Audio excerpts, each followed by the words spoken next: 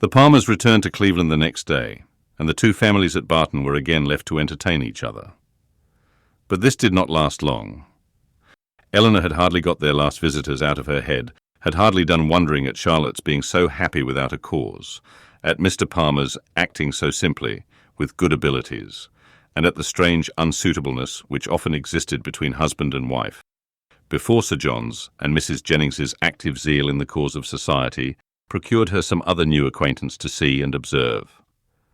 In a morning's excursion to Exeter, they had met with two young ladies, whom Mrs. Jennings had the satisfaction of discovering to be her relations, and this was enough for Sir John to invite them directly to the park, as soon as their present engagements at Exeter were over. Their engagements at Exeter instantly gave way before such an invitation, and Lady Middleton was thrown into no little alarm on the return of Sir John, by hearing that she was very soon to receive a visit from two girls, whom she had never seen in her life, and of whose elegance, whose tolerable gentility even, she could have no proof. For the assurances of her husband and mother on that subject went for nothing at all. Their being her relations too made it so much the worse, and Mrs. Jennings's attempts at consolation were therefore unfortunately founded, when she advised her daughter not to care about their being so fashionable, because they were all cousins, and must put up with one another. As it was impossible, however, now to prevent their coming, Lady Middleton resigned herself to the idea of it, with all the philosophy of a well-bred woman, contenting herself with merely giving her husband a gentle reprimand on the subject 5 or 6 times every day. The young ladies arrived. Their appearance was by no means ungenteel or unfashionable. Their dress was very smart, their manners very civil. They were delighted with the house, and in raptures with the furniture, and they happened to be so dotingly fond of children that Lady Middleton's good opinion was engaged in their favour before they had been an hour at the park. She declared them to be very agreeable girls indeed, which for her ladyship was enthusiastic admiration. Sir John's confidence in his own judgment rose with this animated praise, and he set off directly for the cottage to tell the Miss Dashwoods of the Miss Steele's arrival, and to assure them of their being the sweetest girls in the world. From such commendation as this, however, there was not much to be learned. Elinor well knew that the sweetest girls in the world were to be met with in every part of England, under every possible variation of form, face, temper, and understanding. Sir John wanted the whole family to walk to the park directly and look at his guests. Benevolent, philanthropic man. It was painful to him even to keep a third cousin to himself. "Do come now," said he. "Pray come. You must come. I declare you shall come. You can't think how you will like them. Lucy is monstrous pretty and so good-humoured and agreeable. The children are all hanging about her already, as if she was an old acquaintance. And they both long to see you of all things, for they have heard at Exeter that you are the most beautiful creatures in the world, and I have told them it is all very true, and a great deal more. You will be delighted with them, I am sure. They have brought the whole coach full of playthings for the children. How can you be so cross as not to come? Why, they are your cousins, you know, after a fashion. You are my cousins, and they are my wife's, so you must be related." But Sir John could not prevail. He could only obtain a promise of their calling at the park within a day or two, and then left them in amazement at their indifference, to walk home and boast anew of their attractions to the Miss Steeles, as he had been already boasting of the Miss Steeles to them. When their promised visit to the park and consequent introduction to these young ladies took place, they found in the appearance of the eldest, who was nearly 30, with a very plain and not a sensible face, nothing to admire. But in the other, who was not more than 2 or 3 and 20, they acknowledged considerable beauty. Her features were pretty, and she had a sharp, quick eye, and a smartness of air, which, though it did not give actual elegance or grace, gave distinction to her person. Their manners were particularly civil, and Elinor soon allowed them credit for some kind of sense, when she saw with what constant and judicious attention they were making themselves agreeable to Lady Middleton. With her children they were in continual raptures, extolling their beauty, courting their notice, and humouring their whims, and such of their time as could be spared from the importunate demands which this politeness made on it, was spent in admiration of whatever her ladyship was doing, if she happened to be doing anything, or in taking patterns of some elegant new dress, in which her appearance the day before had thrown them into unceasing delight. Fortunately, for those who pay their court through such foibles, a fond mother, though, in pursuit of praise for her children, the most rapacious of human beings, is likewise the most credulous. Her demands are exorbitant, but she will swallow anything. And the excessive affection and endurance of the Miss Steeles towards her offspring were viewed, therefore, by Lady Middleton without the smallest surprise or distrust. She saw with maternal complacency all the impertinent encroachments and mischievous tricks to which her cousins submitted.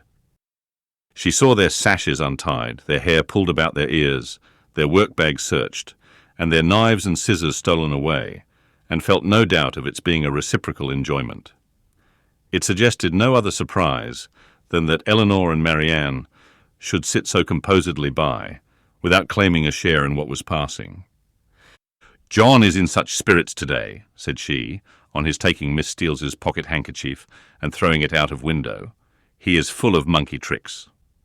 And soon afterwards, on the second boy's violently pinching one of the same lady's fingers, she fondly observed, "How playful William is. And here is my sweet little Anna Maria," she added, tenderly caressing a little girl of 3 years old, who had not made a noise for the last 2 minutes. "And she is always so gentle and quiet. Never was there such a quiet little thing." But unfortunately, in bestowing these embraces, a pin in her ladyship's headdress slightly scratching the child's neck, produced from this pattern of gentleness such violent screams as could hardly be outdone by any creature professedly noisy.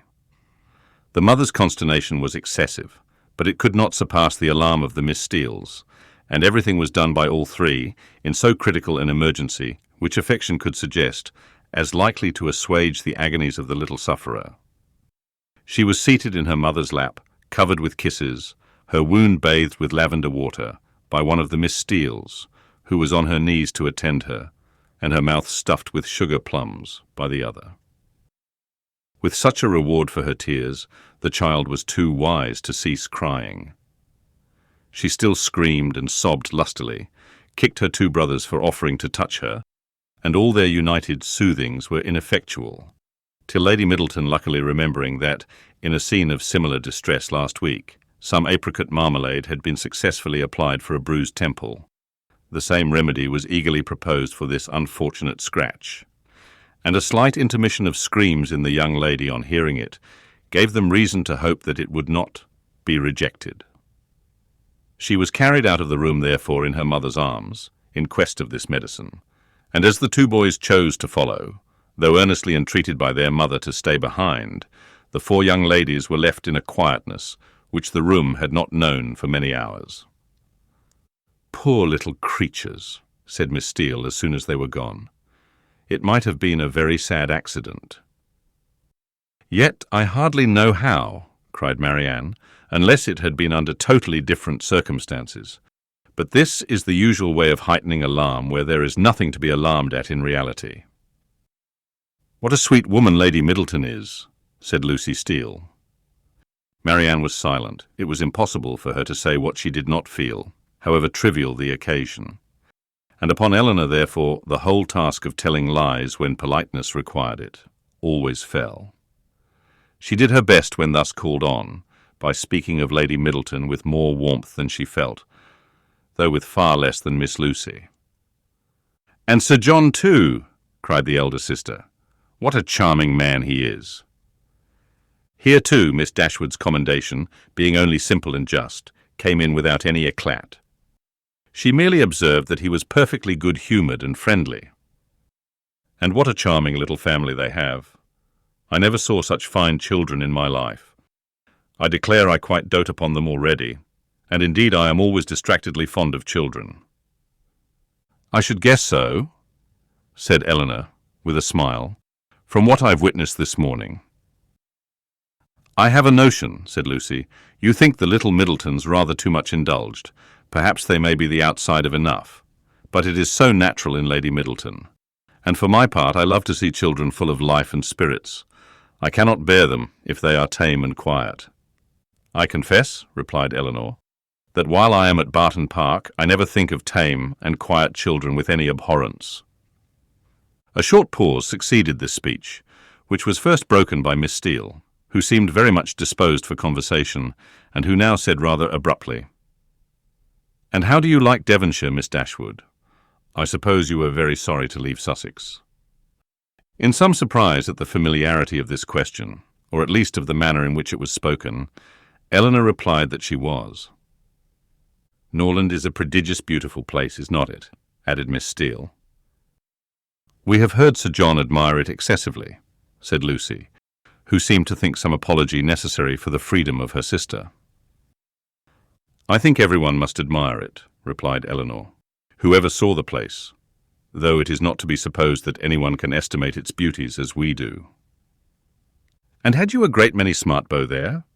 I suppose you have not so many in this part of the world. For my part, I think they are a vast addition always." "But why should you think," said Lucy, looking ashamed of her sister, "that there are not as many genteel young men in Devonshire as Sussex?" "Nay, my dear, I'm sure I don't pretend to say that there aren't.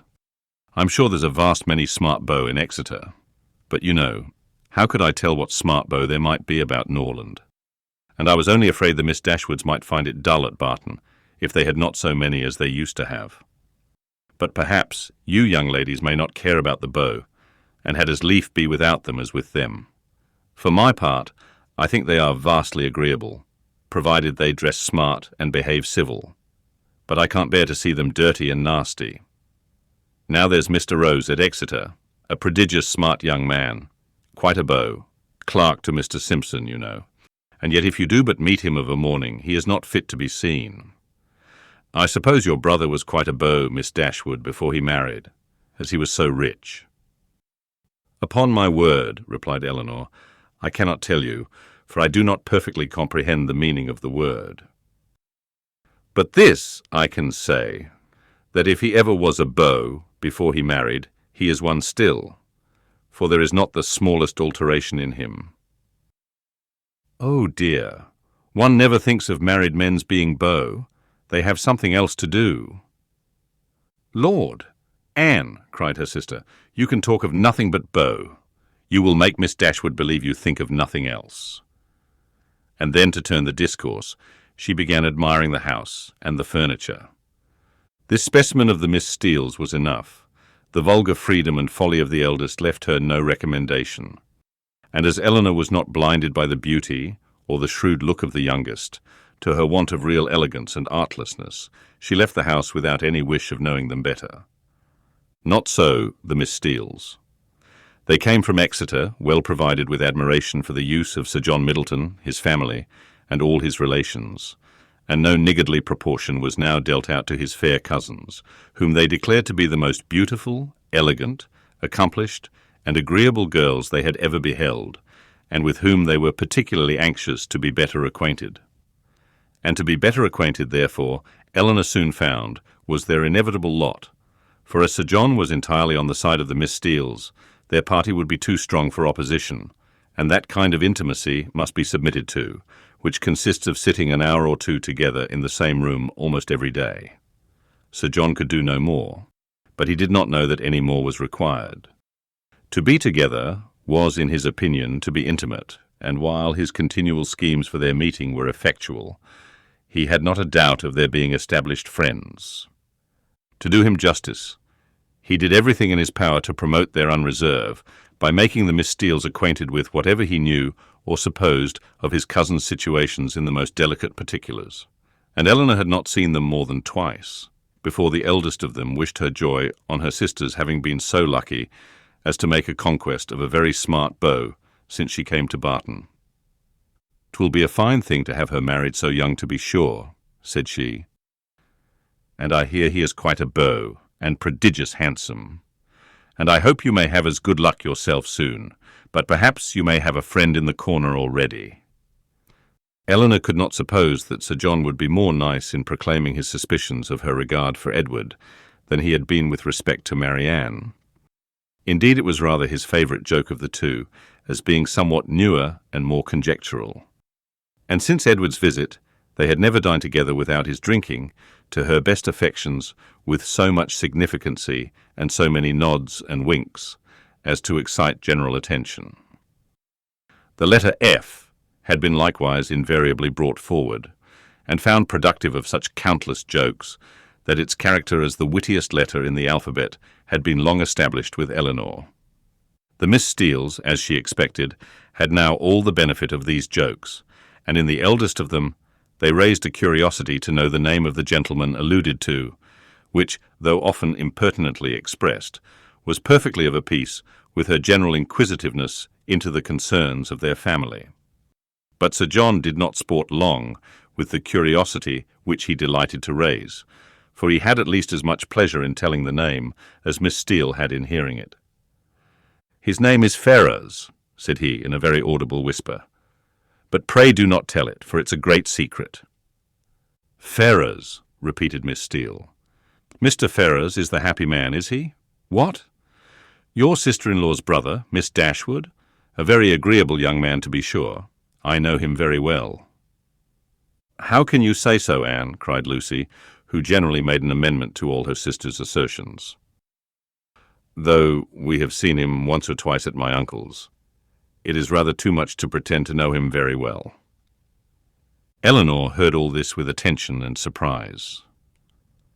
"And who was this uncle? Where did he live? How came they acquainted?" She wished very much to have the subject continued, though she did not choose to join in it herself. But nothing more of it was said, and for the first time in her life she thought Mrs. Jennings deficient either in curiosity after petty information or in a disposition to communicate it. The manner in which Miss Steele had spoken of Edward increased her curiosity, for it struck her as being rather ill-natured, and suggested the suspicion of that lady's knowing, or fancying herself to know something to his disadvantage. But her curiosity was unavailing, for no farther notice was taken of Mr. Ferrers' name by Miss Steele when alluded to, or even openly mentioned by Sir John.